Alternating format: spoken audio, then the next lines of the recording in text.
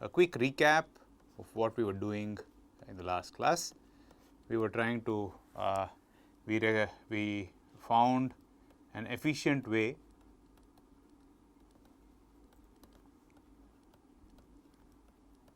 of determining H equivalent of t, which is the impulse response of the equivalent LTI filter, right. And the context behind the statement is that we have an LPTV network, and let us say we are interested in a current input,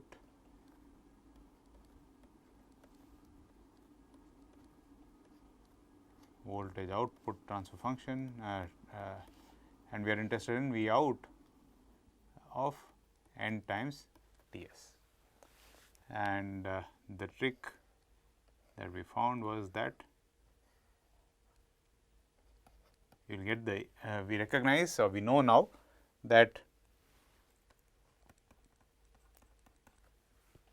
if you are only interested in the samples of the LPTV network output, one need not worry about all the harmonic transfer functions, only the sum is relevant, right. And the impulse response corresponding to that can be found by forming the adjoint network. We already know how to do that. You inject an impulse current in the adjoint and measure the voltage across the input port, and what you see here will give you H equivalent of t, right. And we were considering an example. We will continue with that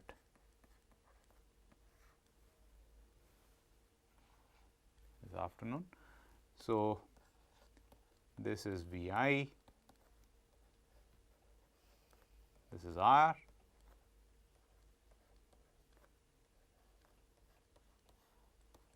this is C, this is V out, and this is phi.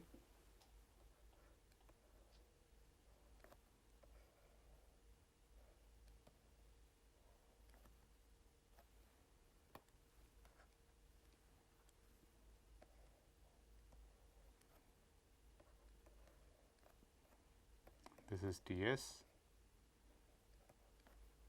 and this is d times T s. And to find, and let us say we are interested in V out of n times T s. And what to do that, we basically understand that we can think of this as V I pass through H equivalent of t, and the output is sampled at n T s. So, we will get n times T s. So, to do that,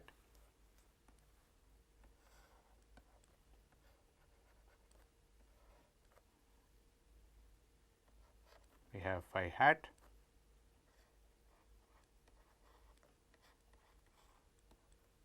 this is C, this is R,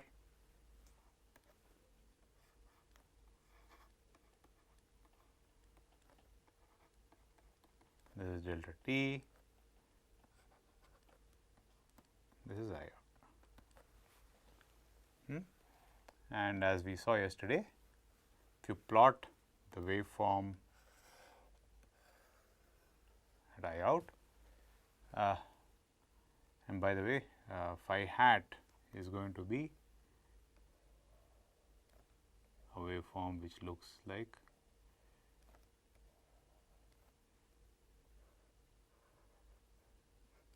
so. This is going to be phi hat. The black waveform is phi, the blue waveform is phi hat. So, if we inject we are interested in VO out of n times Ts. So, if you inject an impulse current and plot I out, basically you will see that the current is 0 until the time Ts into 1 minus d.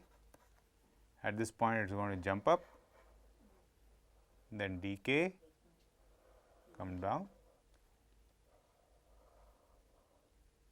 then so it is going to start off here again, do this.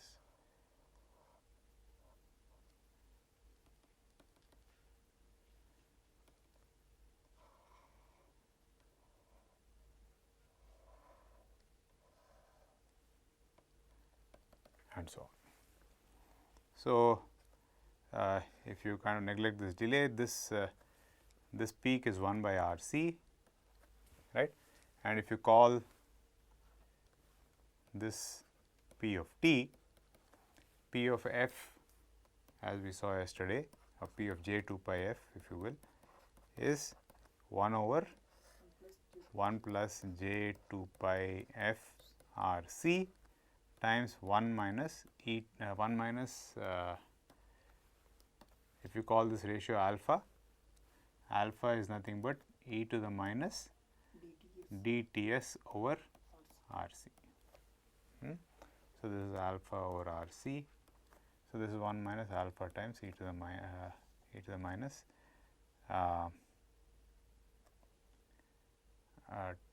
j 2 pi f into dTs.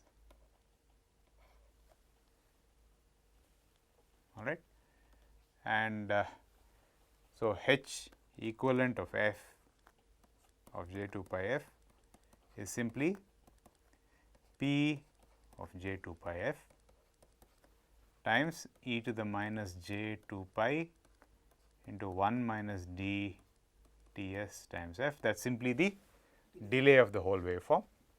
That does not change the magnitude, and this divided by 1 minus alpha e to the minus j 2 pi f Ts. Okay, let us now do a sanity check.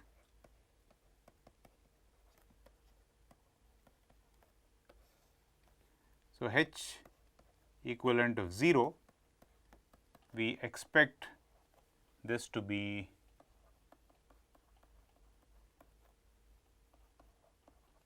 to be 1, simply because if you have a DC voltage source here, the voltage across the capacitor is simply going to be the same DC voltage. So, this must be 1, and let us see if that works out.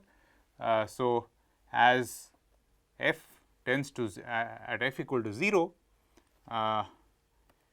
this goes to 0. Similarly, this becomes 1, and likewise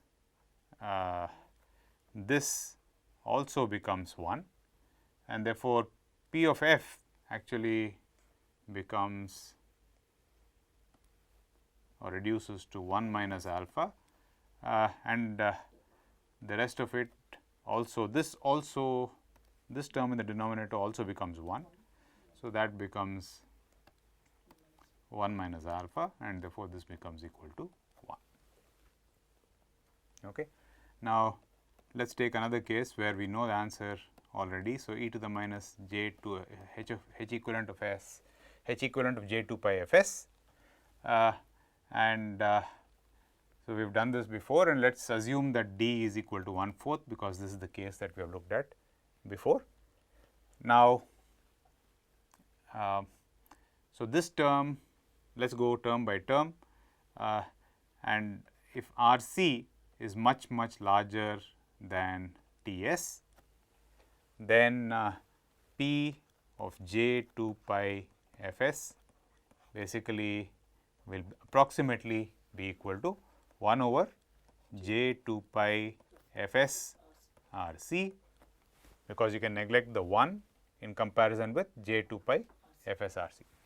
Okay. And the numerator will become 1 minus alpha times e to the minus j 2 pi times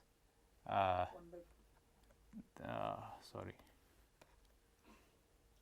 j 2 pi by 4, right, and so this, and further recognize that alpha is e to the minus dTs by Rc, which is approximately 1 minus dTs by Rc, correct. So, so this is 1 over j 2 pi Fs Rc times 1 minus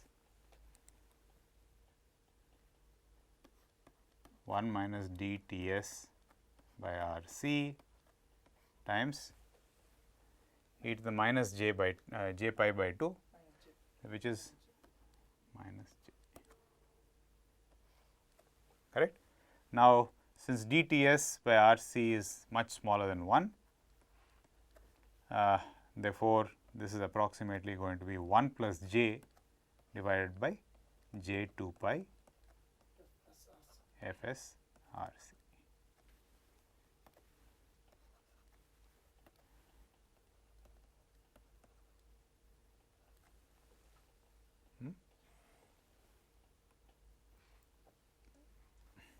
This factor, on the other hand, will be e to the minus j 2 pi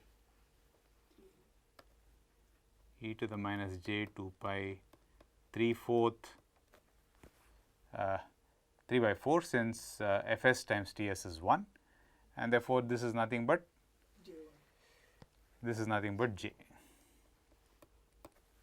right. So, H equivalent of F therefore is nothing but P of j 2 pi Fs, which is 1 plus j divided by 1 j 2 pi Fs Rc times this factor here, which we just saw was j, and in the denominator you have 1 minus alpha, which we know is nothing but dTs by Rc, and d is nothing but 1/4.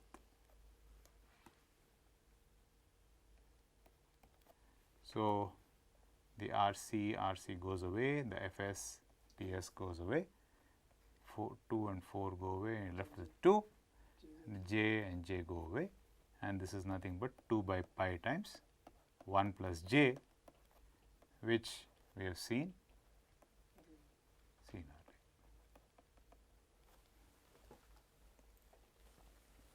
Right?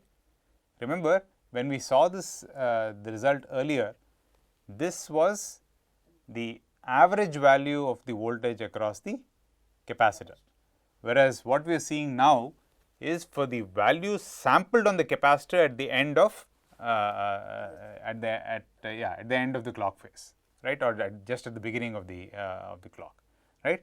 The two of them give us the same results only in the limit that this Rc is much larger than d times Ts, and the reason for that is that if Rc is much larger than Ts, then when the switch is on, the voltage across the capacitor is changing very little.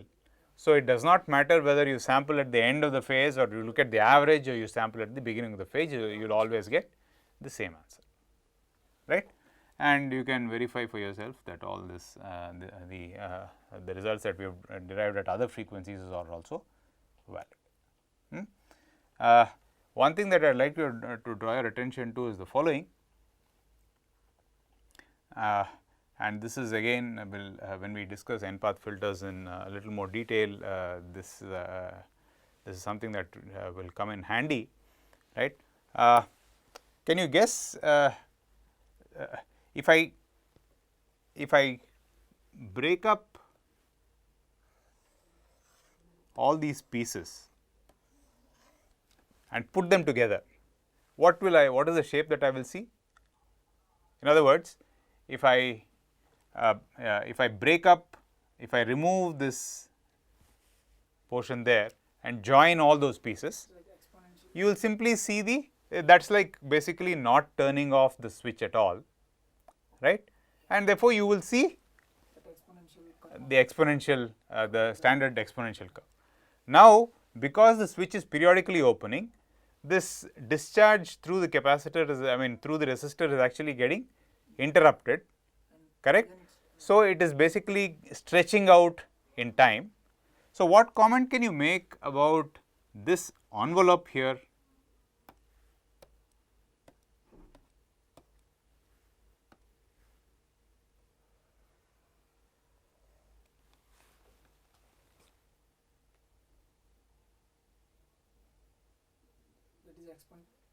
It is also exponential, but is it decaying slower than e to the minus t r by r c or faster than e to the minus t by r c? Slower than the e power. It is decaying slower than the than e to the minus t by r c by what factor? By 4 times. By, I mean in general it will be if you have if yeah, if d is 1/4, it will be decaying 4 times, right. So, a rough, so this is roughly equal to, you can think of this as taking an exponential which is decaying very slowly, and it's decaying slowly by a factor of,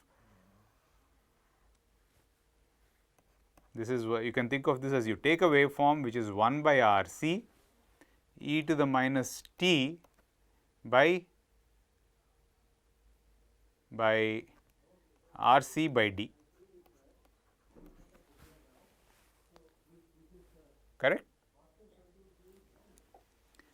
and you multiply, I mean, and but that is not the waveform that you are seeing here, right.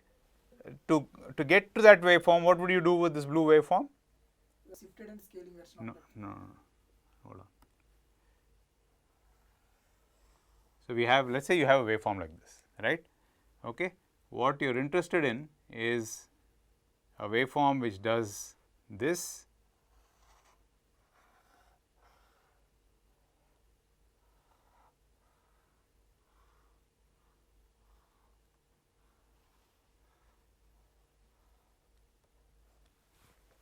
so given the blue waveform and you know this period, how will you get the red waveform? It is like multiplying with the square wave.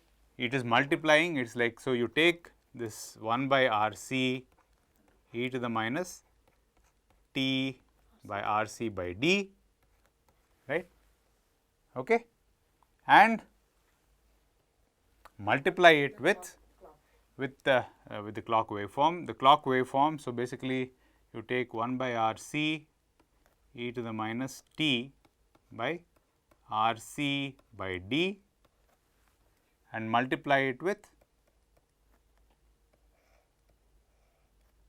a waveform like, a periodic waveform like this,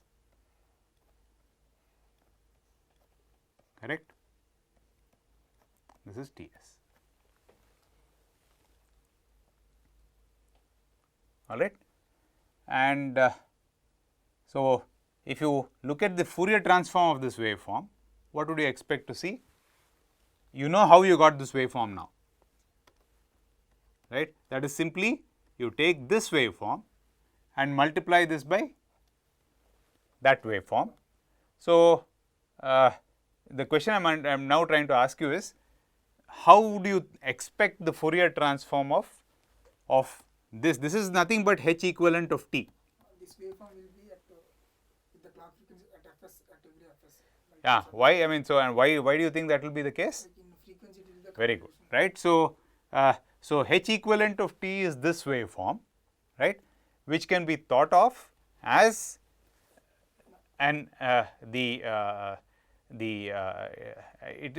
can think of it as a waveform which is related to the time constant, I mean the decay time constant of the original network if you did not switch it on, if you did not turn off the resistor, right, and you take that waveform and then you multiply that by a periodic waveform with the duty cycle d and period Ts, right. So, so that is roughly how H equivalent of t will look like. Now, how so in the frequency domain, therefore, multiplication in the time domain is convolution in the frequency domain. So, how will this look like? So, how will this chap look like? The frequency response corresponding to an exponential decay is simply a low pass transfer function, right, and it keeps going off to 0, and this will what is the frequency domain? In the frequency domain, this will look like a train of impulses, right. A periodic is simply the Fourier series components, right. So, basically you will see this, you will see second harmonic, you will see third harmonic and so on, correct. So, when you convolve this with something which has impulses in the frequency domain, what do you expect to see?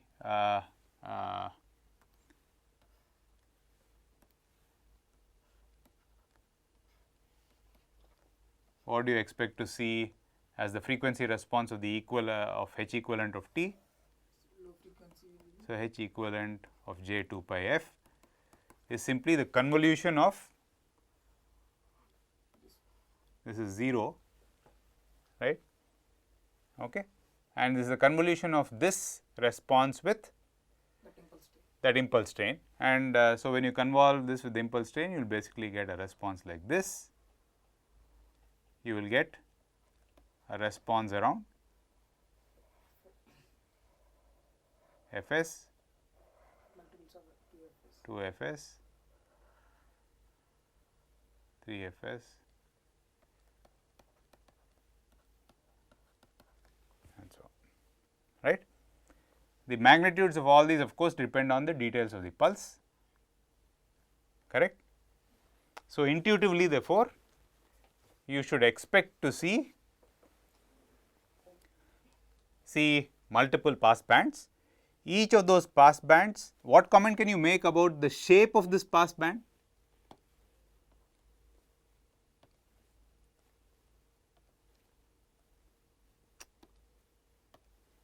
What comment can we make about the shape of that guy and all these? All of them have the same shape as the RC low pass filter.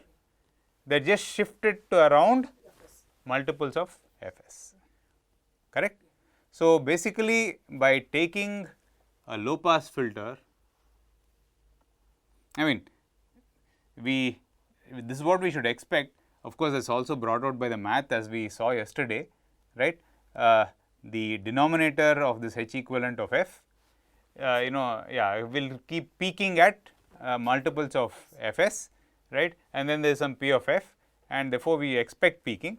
Intuitively, what is happening is you can think of it as this way, right, where the low pass transfer function is simply translated to around all multiples of Fs. Okay. So, this is an example of what you call a low pass to band pass transformation using LPTV principles.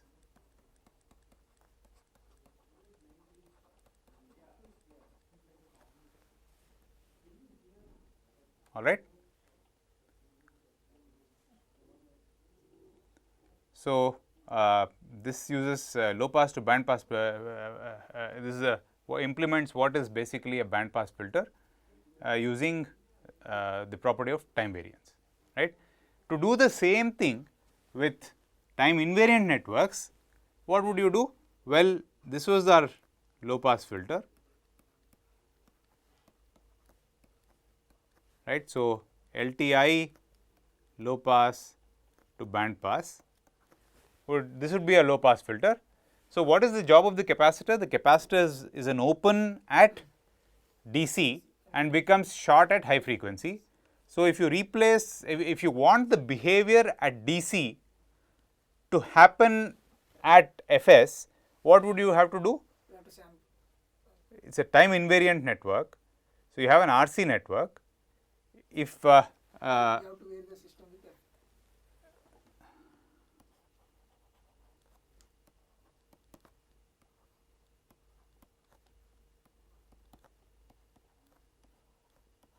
no, the question I am asking is,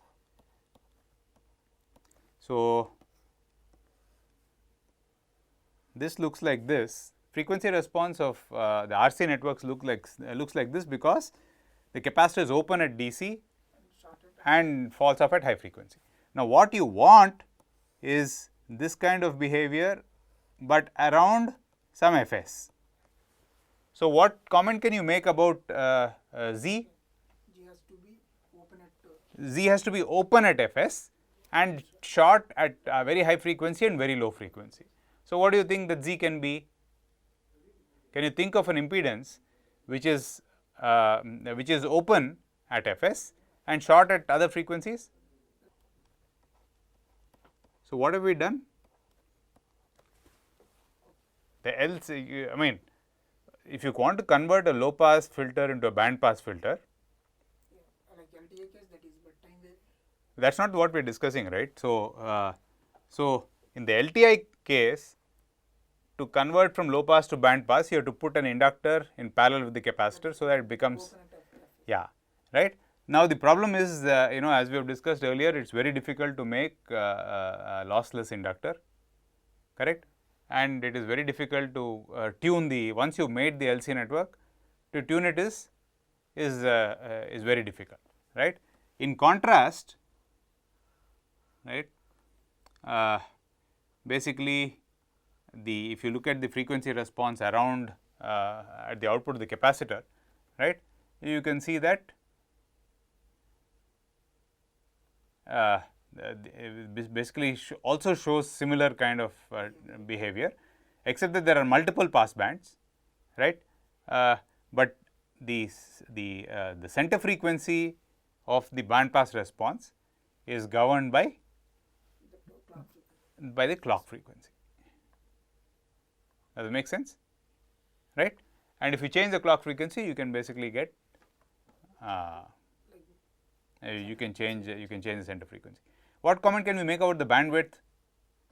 Bandwidth depend on that RC. Bandwidth only depends on that RC by D, correct? So, the center frequency and the bandwidth are independent, right. If you change Fs, the bandwidth is not changing, the same shape is getting moved to Fs or less than Fs, right. So, right.